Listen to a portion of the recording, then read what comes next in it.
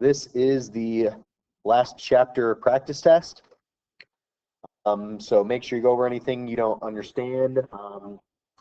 Really need a good grade in this last chapter. Make sure you watch it more than once. Watch it the night before you take the test. Whatever you've got to do. But again, I've said it before and I'll say it again that a lot of these problems, I'm not going to say they're easy, but they're a lot easier than the stuff we've done before. They're a lot easier than logarithms and stuff.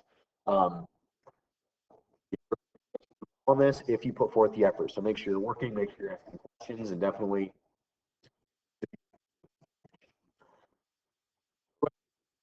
pairs. Remember, when you write ordered pairs, you quite literally just switch their spots. So 4, -3, -2, 5, 8, 2. If you want to put the braces on the end, that's not a bad idea, but I don't care. Next one, find the inverse of this function. Remember to do that, we change this f of x to y, and then we switch the x and y. So x is equal to y, 3 or 4y plus 6. We solve this one for y. That's the hardest part of solving for y, but the good news is just not all of them. And if you have a quadratic or something different, then yes, you're going to do differently. I'm only going to give you later problems. I'm going to add or subtract that number at the end to cancel it. We're going to subtract. So we have x minus 6. Now this is where I multiply everything by 4 over. That first step, if you want to multiply everything by 4, do that, and you're familiar with it. I think it's easier to do 2 steps. It takes a little bit longer, but I think it makes more sense. I think it's cool to get the right mind around. So to cancel that 4, I'm going to multiply this by 4, and the other side by 4. So that cancels. Distribute the 4, we have 4 minus 24 y, and then divide everything by 3.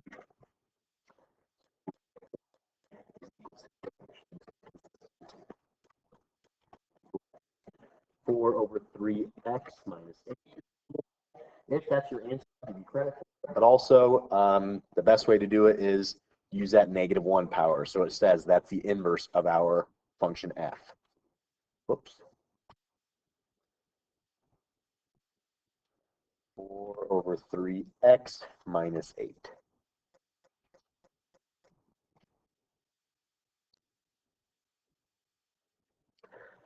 All right, the number 3, I'm going to be honest, this one seems kind of confusing, and I gave you this note right here, but since you're watching the video right now, I'll give you a little extra help. The whole thing is this is designed to be a multiple choice question. So when I say what represents the inverse of g to the x, that's g to the -1 of x. And again, it's going to be multiple choice, so there only be g of x or something crazy. That's the notation I'm looking for. So if that seemed really confusing, it's designed as a multiple choice question, and this is the answer I'm looking for. For number 4 and 5, use the right triangle.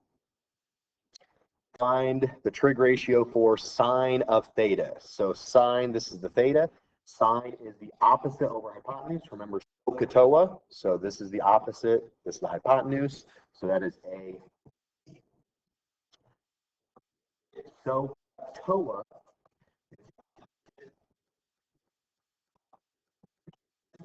So that is the opposite is A, the adjacent is B. And that's another one where I know a lot of people kind of struggle with trigonometry, but it's not very much math, especially these videos. It's all coming down to finding out SOHCAHTOA, knowing what they stand for and what those fractions mean. Even this one's solved for x, so this is the give us. So this is the opposite, this is the hypotenuse. Now some classes got really confused and say, why don't you label this side? You could do that. The only problem is you can't use that side at all because they don't give us anything about that side, and they're not trying to find it. If they ask you to find side x and y, then we would label that and we can use it, and it would be kind of 2 problems in one. Class, when I said that, I don't really label the things that we want to know. So I know, and I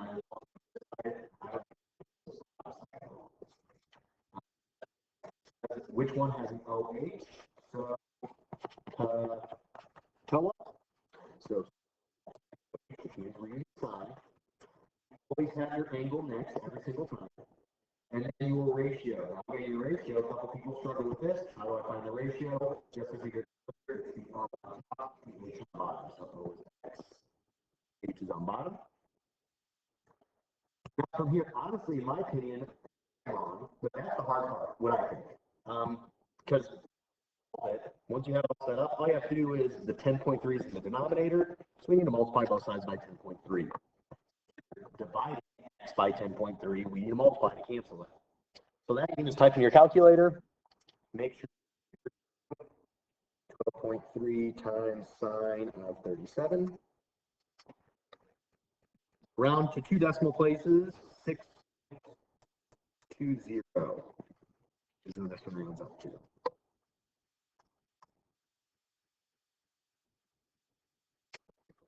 Following test scores, what test scores are at the 60th percentile?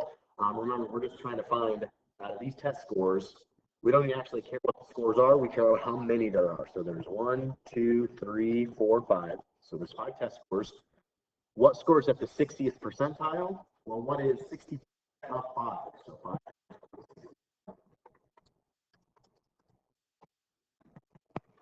So again, we don't know what these scores are. They could be any scores, really.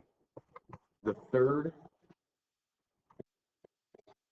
so 60 means that 80, or that test that was 80, that was at 60% or below 80.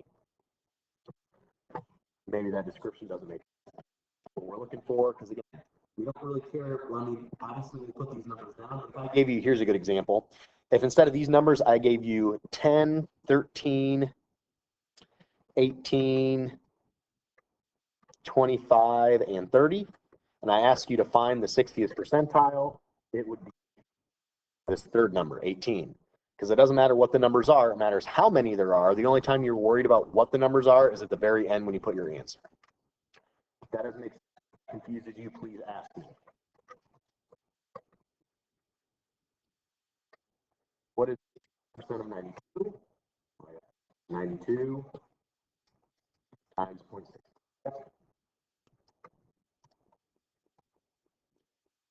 59.8.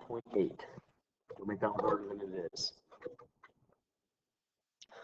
Population of turkeys is 458. Population grows percent. What will population be? I think it's easier to say is 100% of the turkeys. Grows by 16%. I want to know what 116% is going to be. That's 1.16. Multiply that by turkeys. 8 times 1.16 is 0.28. Around to the nearest one or whatever you do, as long as you're close, I'll give it to you. Obviously, if you put like 535, that is not rounded at all. That's something wrong. 31, 32, and count that. Now, the other way to do it is defined. So 16% of 458. 450 times 0.16 is 73.28.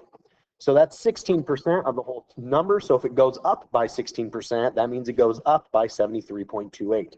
So 458 plus 73.28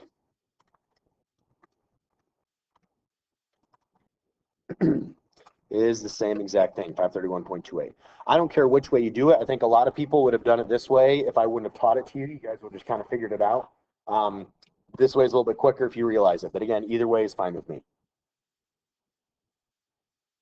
The price of a jacket was $150, but I paid $105. What percent off was the sale? Now here's percent off was the sale.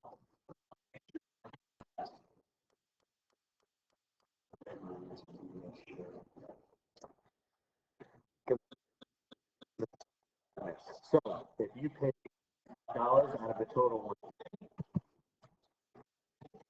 150, here's the deal, 0.7. So that's 70%. If you put that on the test, you will get partial credit for sure. Unless it's multiple choice, it's all or nothing. But 70% is, but that's how much you pay. You paid 70%. So how much percent off was the sale? Well, if you paid 70%, it is 30% off. Now again, the other way you could have done that is you could have found out how much money you minus 105. $45 on that sale, so what percent did you save? Over the original 50, 30%. So it doesn't matter. Again, there's a couple different ways to do this. As long as you're showing your work, that's the biggest thing, as long as I can see that. But again, make sure you're finding the percent off. And again, if you look at it, I said that 4 times already. But again, and again, and again, if you look at it, if it says 70% was your answer, it says what percent off. So you're saving, if you got 70% off, it was 150, now it's 105. 70% is more than half off. So that doesn't make sense. So that's one way you can kind of quick check your work. Graph the inverse of the following.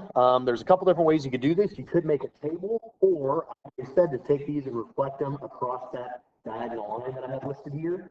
So that way.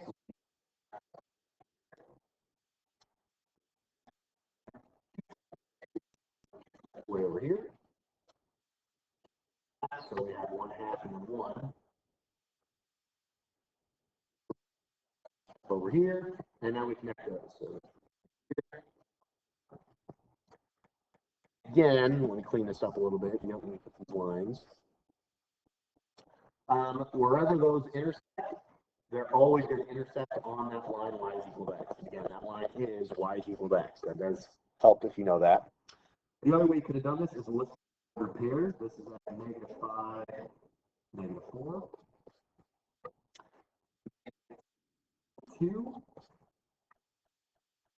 3, 0, and 6, 4. Put those all in a table. -5, -4, -2, 2, 3, 0, 6, 4, and then switch your x and y's just like we did number 1 on this practice test. So -4, -5, 2, -2, 0, 3, 4, 6. Then when you graph those ordered pairs, you'll find they're exactly the ones we have. -4 is right here. Right here. 2, 2, -2. Those are all the same points we had. So you can do it that way as well. I think that's a little bit longer, but if that's easier for you, by all means, go ahead and do that. Inverse of this function, we did one similar to this earlier, so change to y. So y is equal to 5x minus 25. Switch your x and y. So x is equal to 5y minus 25. And now we're solving for y. 25. X plus 25 is equal to 5y. Then make sure divide everything by 5. So y is equal to 1x over 5 is 1 over 5x. 25 over 5 is 5. If you have that as your answer, again, that's fine. You could also put the inverse of x. Or sorry, the inverse of the function fx. Either one is good. This one's a little bit more fancy, but don't care. Are these in? So the graph is optional. So honestly, if it was just me, I would not use this graph at all. I would not pay any attention to it. I've got better things to do with my time. If you'd rather do it this way, you can. So the way I would pick one of these and find the inverse of it. So I'm going to find the inverse of g of x because it doesn't have any fractions. You could have done the same thing with f of x. So the inverse of my x and y. X is equal to 2y. Finding the inverse of the function g. I get my 2. Getting 1 x plus inverse. That's the inverse of g of x. 1/2 x plus 3. You have that. Now you're going to look at your f of x equation. This g of x, is that the same function as this function? Yeah, they're both 1/2 x plus 3. So where it says explain why or why not, I would say yes. inverses, so are the following inverses? Yes. Put f of x is equal to g to the negative first of x. Now, if that's all you have with no work down, I'm not going to give you points for it because you have to, I mean, part of showing me that it's a function is showing me all your work. So yes, they are inverses. I think I said function earlier instead of inverses. Yes, they are inverses because the function f of x is equal to the inverse of g of x. Since f of x is equal to the inverse, then they're inverses. So that's one way to do it. If you want to do it that way, that's great. Don't. I'm going to erase all this. True room. It's not too bad. I personally think it's because the explanation is a little bit more difficult. There's a little bit more you have to write out, and a little more. But the other way to do it is to graph both of these. So I'm going to graph f of x in green. So my y-intercept is 3. I go up 1 over 2, up 1 over 2, up 1 over 2, up 1 over 2 would be about here. Down over 2. So you have this is your f of x. Then graph your g of x. So negative 6, you go up 2 over 1, 2 over 1, 2 over 1, 2 over 1, 2 over 1, 2 over 1, 2 over 1 would be about here. That's my g of x. If you do it this way, I would appreciate if you label it. I might be pretty lenient since it's the last test this year, but try to label those. That'd be great. So now, are they inverses or not? The answer is yes, they are. They are reflections of each other across y is equal to x.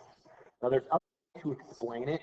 You could say the inverse of x is right is the same as g of x or something like that. I would do it this way because it's about the reflections. If you do the things I would see, obviously yes, no big deal. I want to see that they're reflections, and I want to see that it's that line y is equal to x. Now, that is a little complicated or a little bit more to write, but either way, or equal to g of x or whatever you do, both of these are going to be the same type every time. Obviously, these functions might be different depending on how you found them. All the time. Even though it is a little bit wordy, if you just memorize that and just write it down every time, provided you have the graph to show, then you can do it that way. Again, obviously, if you don't have the graph, that doesn't really help me a lot, so make sure you do the graph. 14, more trigonometry. So this is the angle we're talking about. So this is our hypotenuse. I always like to label it first, because that's always the same. So it's the longest. And this one is the AH, that's cup, that is cosine of 60 equal to hypotenuse. Multiply both sides by 11 times the cosine of 60. 45.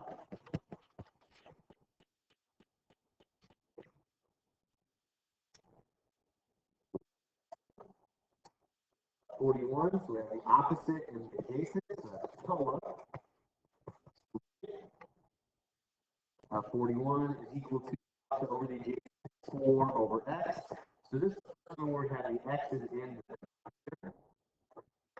I showed you this. I showed you the first way I did it was in 2 steps. I multiplied both sides by x, and then I divided both sides by the tangent of 41. Remember, I took these two and switch their spots. The thing is, x is equal to 4 divided by the tangent of 41. Put that in your calculator, 4 divided by tangent of 41. Make sure you're using parentheses for some. After that, some people didn't have parentheses, and so I had an error. So that one is 4.60.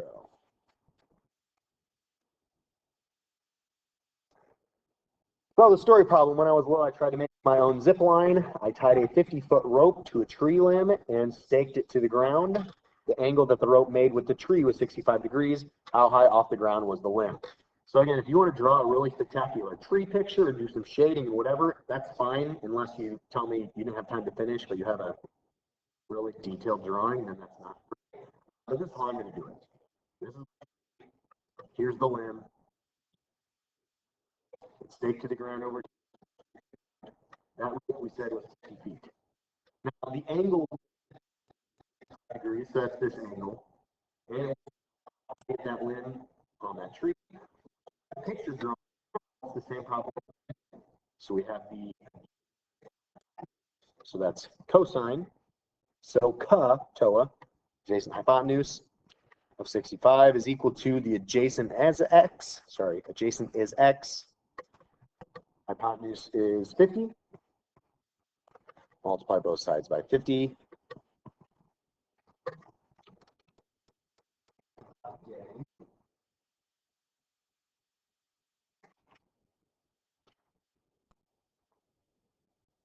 I was looking at my answer key just to double check and couldn't figure out where it's at.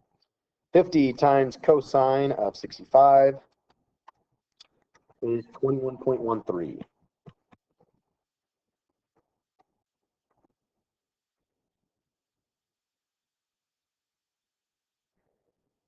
Next, make a boxer and whisker plot for the following data. So I didn't put this on here, but I might put it on the test. We're actually having you list out your minimum, Q1, Q2, Q3, and maximum. I don't know, we'll see. I might do it on the test where I just leave it blank like number 17, but then I would do this. Find all those down here. But I think that makes it easier. So the minimum, they're already in order, is 54 and 100. So quartile, so we have one in front, one in the back. 3, 3, 4, 4. So these two numbers. Find the average of those. And again, it's really just the number right in between those. But if you can't find it real quick, it's really easy just to add those up. 5 by 2. 79. And again, on average, I'm saying find the average of those two numbers, not all the numbers. So something is right in here. That is your median.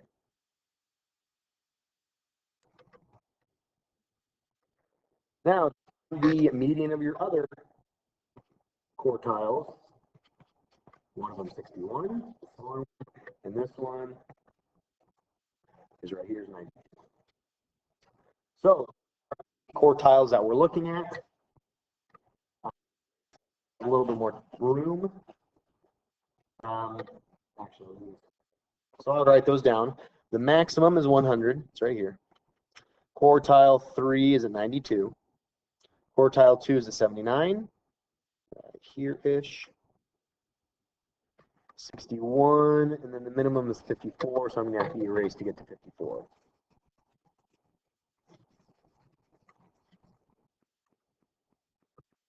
Or is right here. So whisker plot, we start with the box.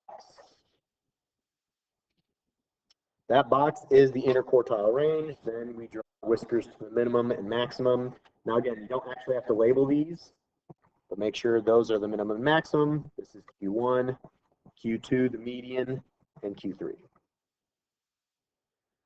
What is the interquartile range? That is the Q3 minus Q1. So 92 minus 60 is, so there are 32 what is it, numbers, test scores, or whatever in that range. Sorry, the range of your test of those 50% in the middle are 32. These are the following numbers to answer 19 and 20. So again, not a bad idea. This takes a little bit of time, but if you want to go ahead and mark out 6, 7, 8, 9, 10, how many points you have, that might help. What is the, again, we have 10 multiplied by 0.4. 0.4 times 0.40. Its number is so right here 22. 40%. 40% of these scores are at 22 or below that. percentile is 30. 30 is over here. Now that's the 7th number in the group. Since that's the 7th number in the group, we have 7 over 10, which is 0.70. So that is 70%. So that is at the 70th percentile. Now, I don't care if you leave it. Actually, if you leave it at 0.7, I can live with it. If you put 70%, I can live with it. But please make sure you're putting a decimal or a percentage. Because if you just put 70, I don't know what to do with that. Is that 70% or 0.7? Technically, that's 7,000%. So make sure you're either percent or putting the decimal, so I know.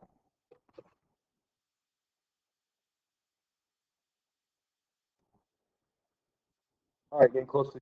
If a shirt is 23% off the original cost of $45, how much are you going to buy it for? Depending on how you want to look at it. The way I look at it is if a shirt is 25% off the original cost, so the original cost is 100%, saving 23%.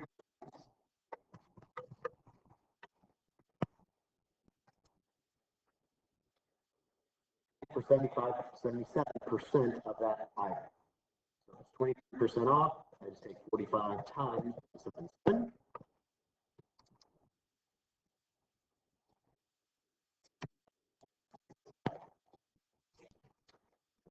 Do it is again find 23% of 45, so 45 times 0.23. That is 1035. So that's how much money we are saving.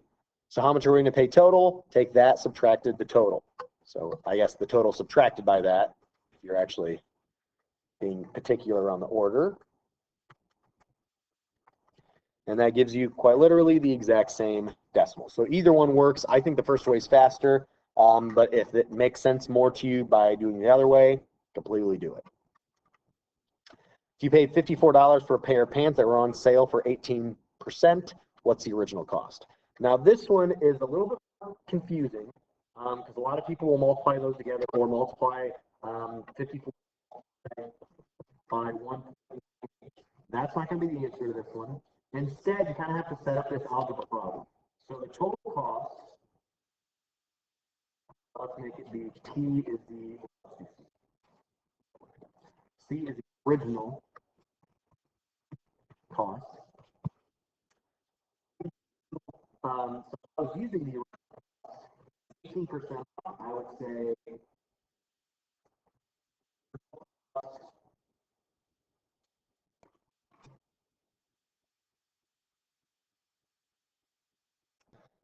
so just like the last one, if I'm getting 18% off, that means I'm paying for 82%. So the way I would normally find it, if I'm paying 82%, is I would pay 82% of C. So 82 times C. And that would give me this 54. Make sure you're writing that. And this is a confusing one. Doing it this way. So again, I would recommend going slowly like this and then making sure you put a variable there of your original cost. And then again, I'm doing 82% of that because that's how much I'm paying. 4 divided by 0.82 being 65.5. Now I'm trying to think if there's another way to use that 18%. So if you had 4 divided by 0.18, no, it's 300, so that's not going to work. I think that's going to be the best way to do it. There might be another workaround. I'm sure some of you guys are smart enough to figure that out by doing it a different way, but I think that's going to be the easiest way. Population of rats is 634. Population goes down by 21%. How many rats will there be? 2 ways to do this one. The way I would do it, just like the sales, by 21%.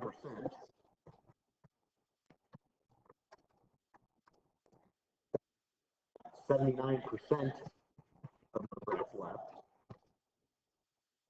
Percent.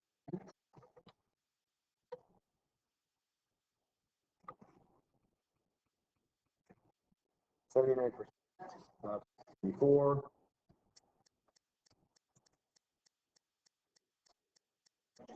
$96. The other way is take 4 multiplied by 0.21.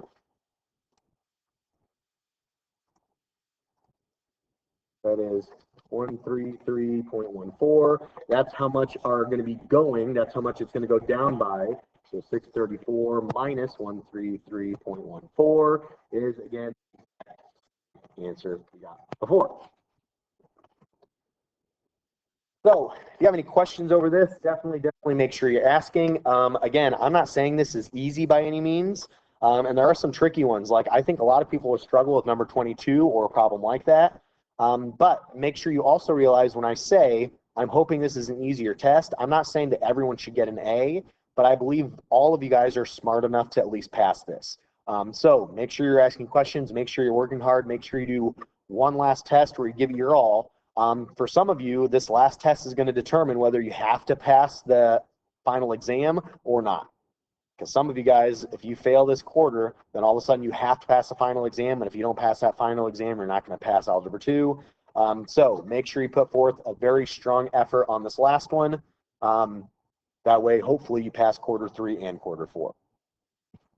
Again, please, if you have any questions, make sure you're letting me know.